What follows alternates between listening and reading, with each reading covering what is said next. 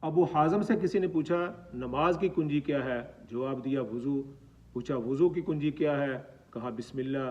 پوچھا بسم اللہ کی کنجی کیا ہے؟ کہا نیت۔ پوچھا نیت کی کنجی کیا ہے؟ کہا یقین۔ پوچھا یقین کی کنجی کیا ہے؟ کہا توکل۔ پوچھا توکل کی کنجی کیا ہے؟ کہا خوف۔ پوچھا خوف کی کنجی کیا ہے؟ فرمایا امید۔ پوچھا امید کی کنجی کیا ہے؟ کہا صبر۔ پوچھا صبر کی کنجی کیا ہے؟ فرمایا رضا۔ پوچھا رضا کی کنجی کیا ہے؟ فرمایا اعتراف۔ پوچھا اعتراف کی کنجی کیا ہے؟ فرمایا خدا کی وحدانیت اور ربوبیت کا اقرار۔